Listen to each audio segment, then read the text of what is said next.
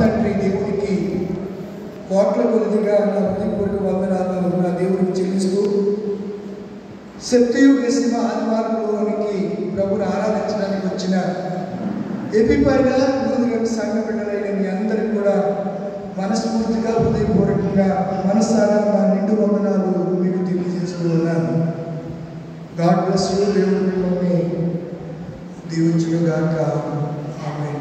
తల వచ్చుతారా, కళ్ళు మూస్తారా, చిన్న ప్రార్థన చేసుకుందాం. తండ్రి పరిశుద్ధుడా, నీకు వందనాలు, స్తోత్రాలయ్యా. మీరు మమ్మల్ని ఇలాగా ప్రేమిస్తున్నారు, ఇంతగా మమ్మల్ని కాపాడుతున్నారు.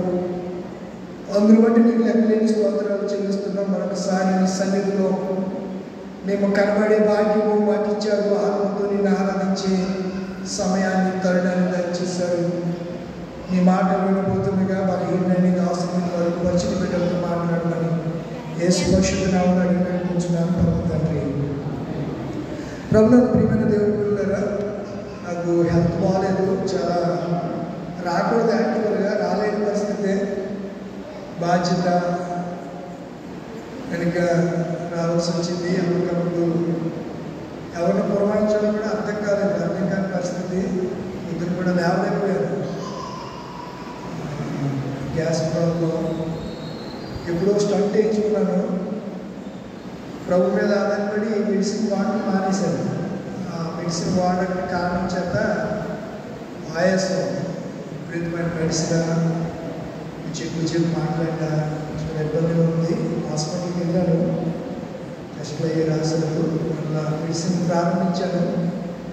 ఆరోగ్యం కొరకు మీరందరూ సహోదరుడిగా, సంఘ కాపరిగా నన్ను జ్ఞాపకం చేసుకుని నా కొరకు, ఆరోగ్యం కొరకు ప్రారంభించాలని ప్రత్యేకంగా మీకు తెలియజేస్తున్నాను. నాడు సేవకుల కొరకు సంఘం ఆసక్తితో ప్రార్థన చేసినప్పుడు సరసాలో పేతురు కానివ్వండి, అలా ఎన్నో అద్భుతాలు దేవుడు ఆదిమ సంఘంలో జరిగించాడు. ఇప్పటికి కూడా అలాగే జరిగిస్తున్నాడు. ఆయనలో మార్పు లేదు, ఆయన కార్యాల్లో మార్పు లేదు, ఆయన చేసే పనులు మార్పు లేదు.